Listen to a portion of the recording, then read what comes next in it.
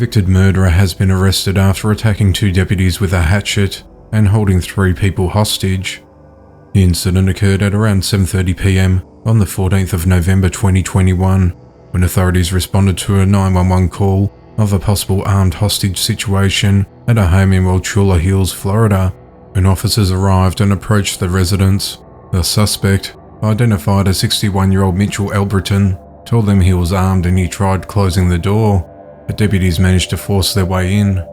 Mitchell then struck 2 of the officers with a hatchet before being restrained. Officers then found 3 victims covered in blood inside the home. One of the victims stated they were afraid to flee because Mitchell would pick up the hatchet any time they tried to move. The 3 hostages and the 2 officers were taken to a local hospital where they were treated for their injuries. Mitchell was recently released from prison on the 13th of August 2021 on active conditional release supervision after being sentenced to 25 years in prison in 1997 for murder as well as a history of other violent offences. He now faces a series of charges of attempted murder, aggravated battery, false imprisonment and resisting arrest.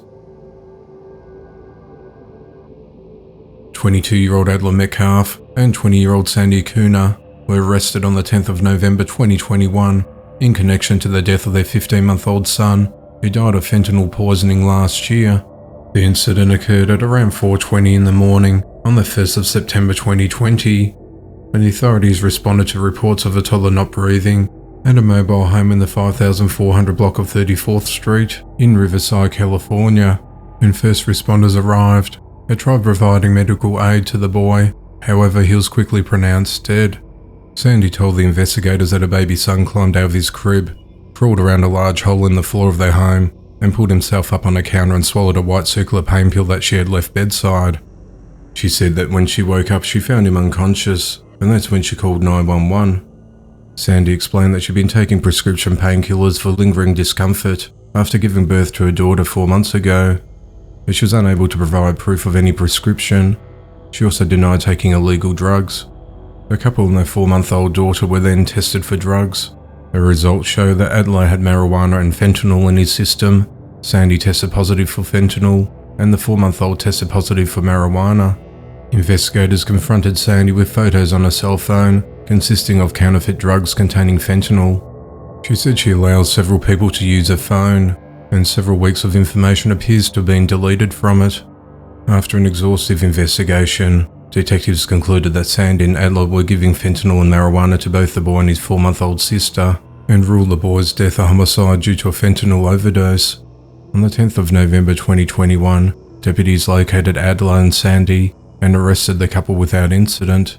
They've both been charged with 1 count of murder and multiple counts of child endangerment.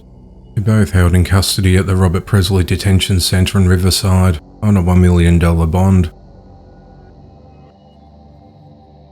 On the 12th of November 2021, 55-year-old Roy McLaren from Wichita Falls, Texas, was sentenced to 20 years in prison after lewdly assaulting his daughter over a span of 11 years.